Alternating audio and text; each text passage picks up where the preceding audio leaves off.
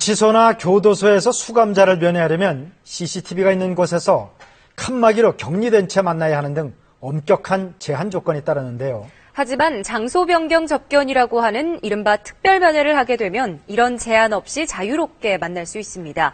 이 특별한 기회를 특정 계층의 수감자들만 거의 독점하고 있습니다. 김준범 기자가 취재했습니다.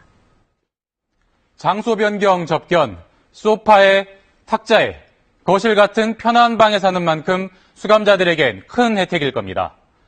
그러면 이 편한 특별 면회를 누가 얼마나 했을까? 법무부에 정보 공개를 청구했더니 단 한 줄짜리 답변이 왔습니다.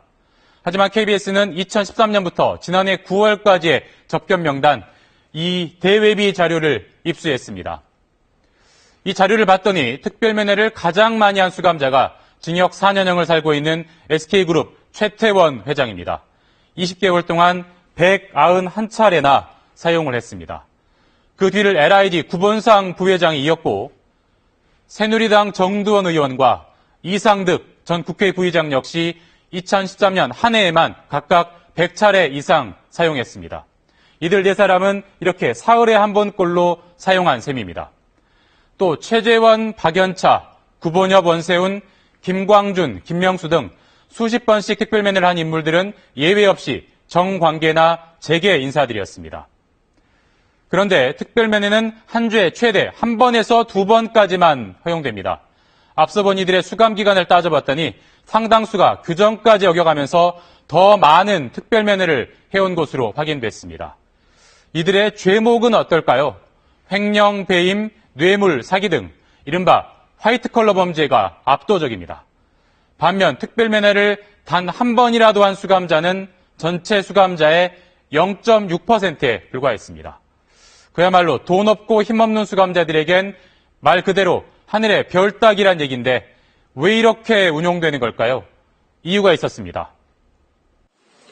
한 교도소 민원실을 방문해 장소 변경 접견을 신청해봤습니다. 민원실에선 신청할 수 없다는 답변을 들었습니다.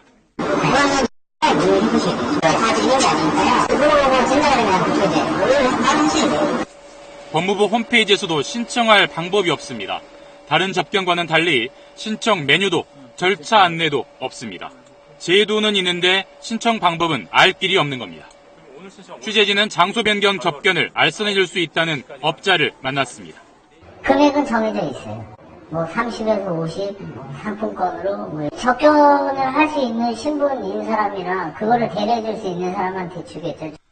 그럼 어떤 사람들이 신청하는 걸까? 한 교정시설의 내부 문서를 봤더니 의원실, 차관실, 경찰청 등 이른바 권력기관이나 교정청장, 교도소장 등 고위 간부의 신청만 받았습니다.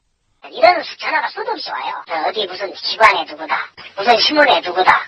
심사와 허가 과정도 지나치게 비공식적이고 자의적입니다. 신청 내용을 아무런 서식도 없는 연습장에 기록해놨습니다. 이마저도 대부분 폐기한다고 합니다. 허가 여부는 전적으로 구치소나 교도소장이 결정하는데 그 근거는 하나같이 교화상 필요란 애매한 문구입니다. 법무부는 조만간 개선하겠다는 뜻을 서면으로만 밝혀왔습니다. KBS 뉴스 김준범입니다.